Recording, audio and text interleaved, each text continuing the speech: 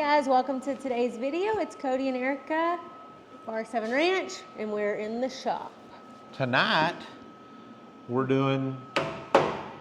Will it crank? You're gonna crank it? No, we're not gonna crank it, but we're gonna see if anything's stuck on it. So, y'all know a couple of weeks ago we got old Carl picked up, and if you hadn't seen that video, go check it out. But the reason we're calling this truck Carl is because Carl scratched on the side of the bed there. So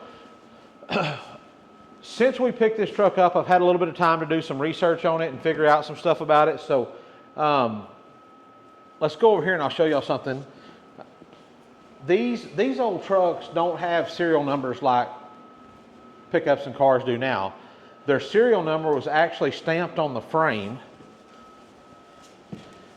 And right here, I don't know if y'all can see that or not. You can see, is that too, can you see those numbers? No. You can see the serial number. So it starts right here. I gotta get in here where I can see. I think it's a,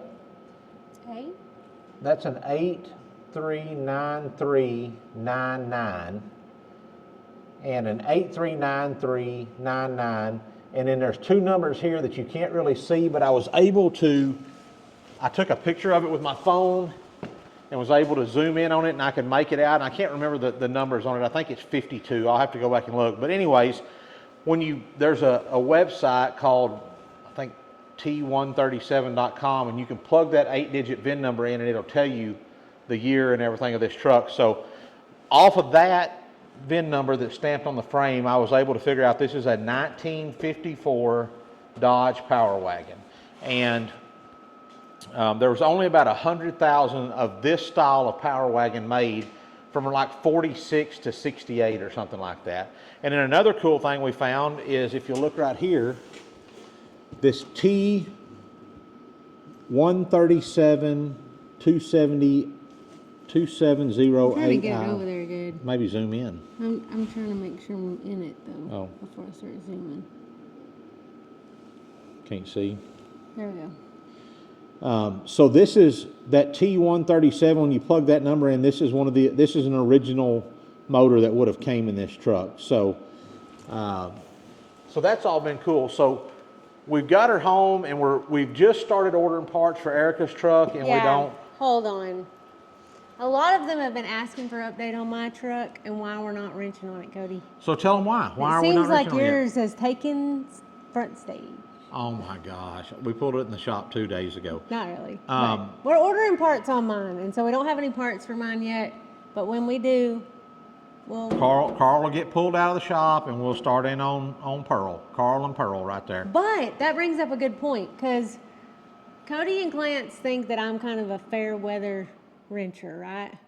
And we're coming upon winter's fast approaching. I mean, it's getting down in the 40s and 50s most nights now, which I know isn't cold for you northerners, but for us Texans, when we're used to 100 and 110 degree weather, it's pretty cool. So I know Erica's getting cold right now, so I'm going to go ahead and crank our heater up to keep her warm. We solved the problem of what I figured out about her is if I keep her warm and I keep her fed, she stays put. So before I crank it up, I want y'all to listen. I mean, you can hear how I sound standing right here.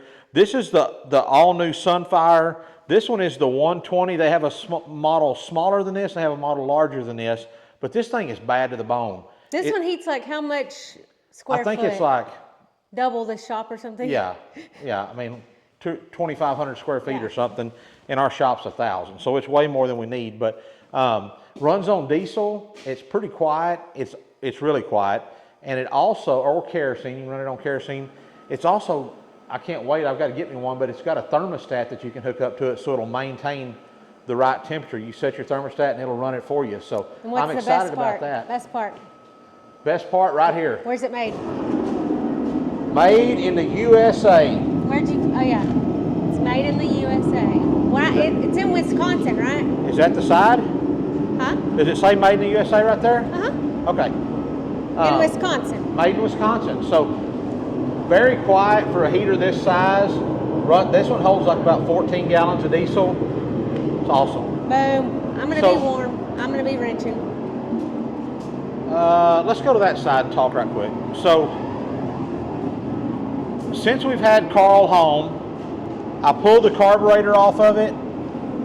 I ordered a carburetor rebuild kit off of, I don't know, AutoZone or something like that. And I was able to get it rebuilt and get it working properly. I mean, it's running good. I put new gaskets on it. Got the seats all cleaned up, so I'm waiting on a breather to come for it. I've got some new choke and fuel lines. I haven't got them hooked up yet. But tonight, what I want to do You have is a new fuel pump on there.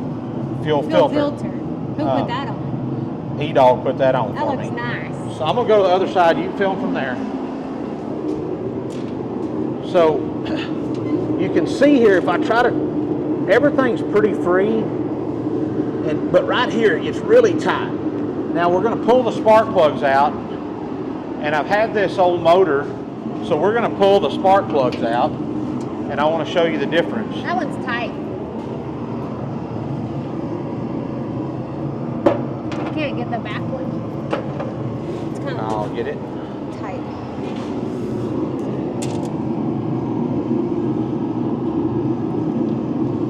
So when we pull these spark plugs, Oh, I didn't see there was more in there. How many are there? 6. Oh, So this is the original flathead 6. And it's an inline engine, which means all the cylinders are straight in line with each other. But I filled this thing full of Marvel Mystery Oil, and now we can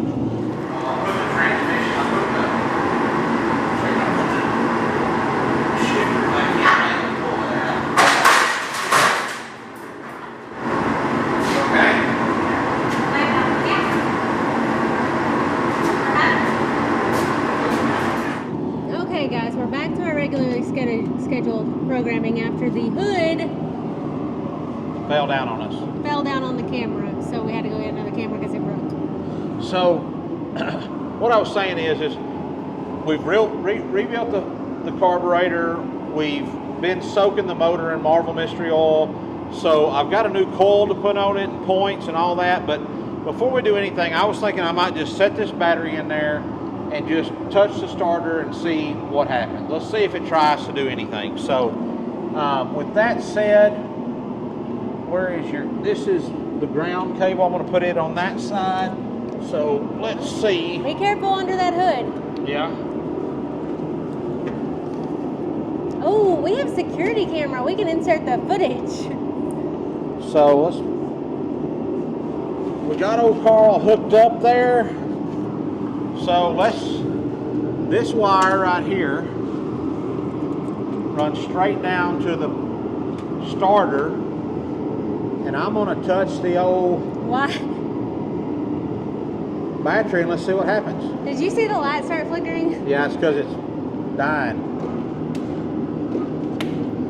So, y'all see that? Watch. Hold on, let me come over there. Let me do it from this side where I can see your reaction.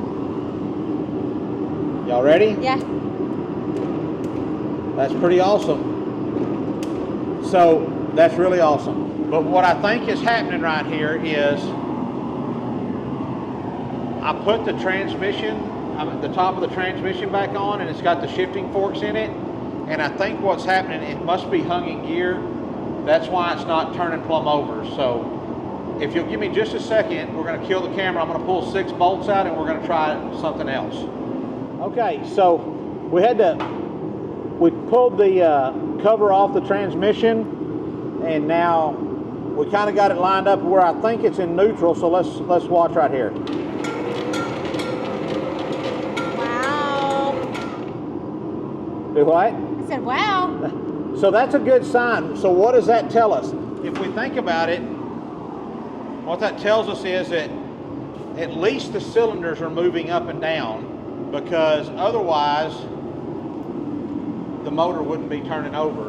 And